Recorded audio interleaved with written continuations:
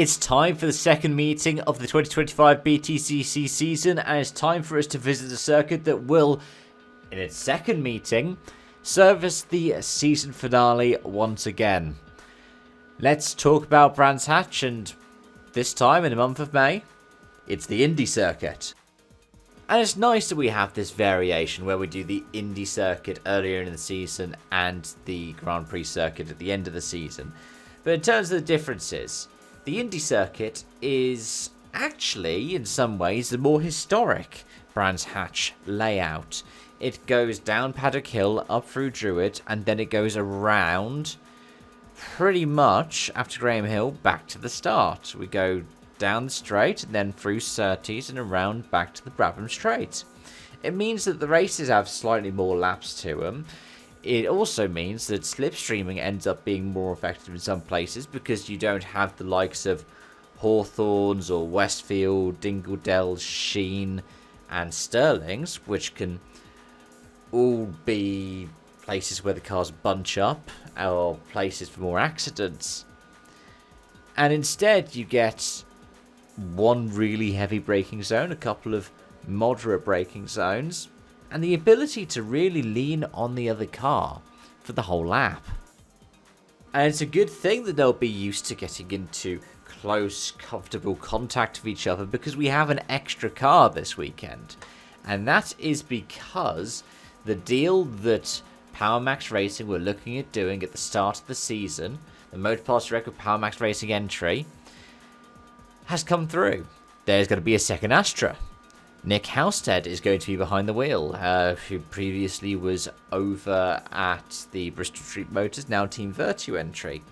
He's going from driving the Hyundai to driving the Vauxhall. The Vauxhall has been updated for this year, and we've seen Michael Doble starting to make good on those upgrades at the first round in Donington Park.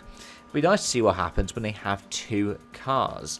PMR didn't know if they were going to have two cars for this season after their primary backer fell through on the eve of the championship. It's great that they managed to get a deal together to be able to make it to the first round of Donington Park themselves.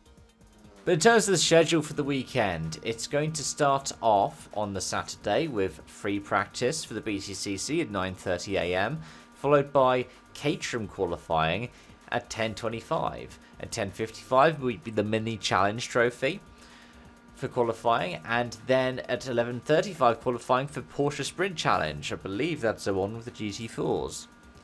We then have more free practice at the BTCC before, after the lunch break at just before 2 o'clock, at 10 to 2 we'll have the first Caterham race. At 2:30 we'll have the first mini race, followed by just after 3 o'clock at 3:10 the BTCC qualifying, and then at 4:25 the first Porsche race of the weekend. Then going into the Sunday at just after 10 o'clock we'll have the second Caterham race, followed by the second mini race at 10:40. The first BTCC race will start at 11:30 AM, followed by, at 12:15, the second Porsche Sprint Challenge race.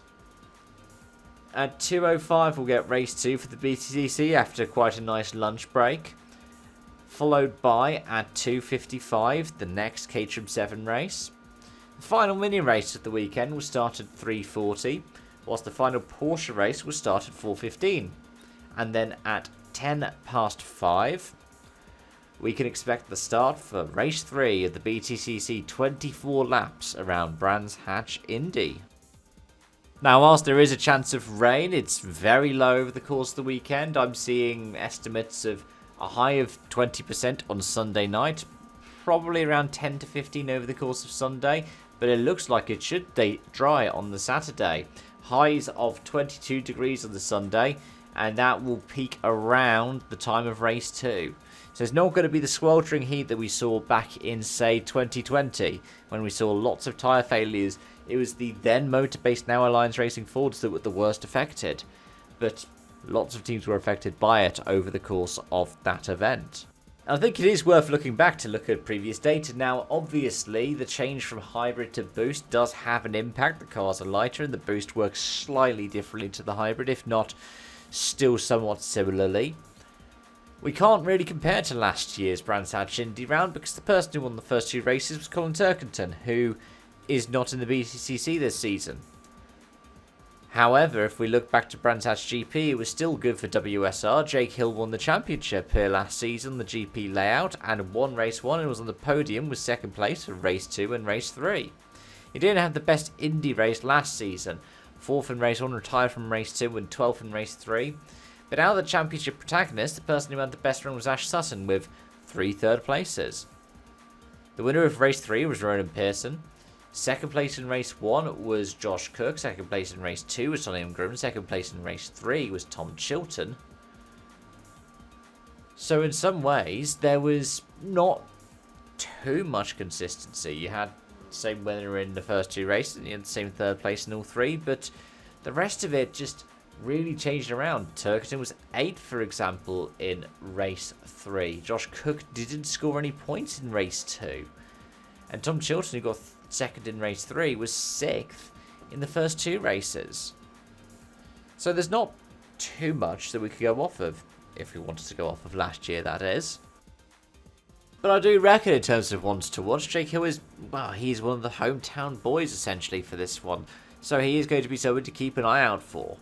At the same time, the BMW can be great at the start, so if the qualifying goes well for any of the 4 WSR entered cars, a great launch will help them out, or potentially even winning out in the reverse grid draw for race 3.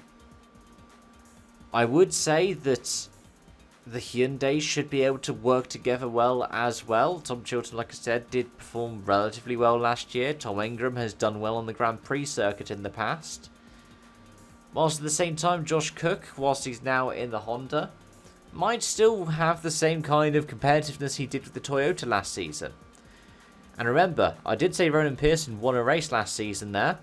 He's in a Toyota, which Josh Cook went on to do really well in 2024. So, it's really hard to make a prediction. I reckon that we will come home on Sunday and something that I've said's got an element of truth to it. Maybe Ash Sutton gets a triple podium again.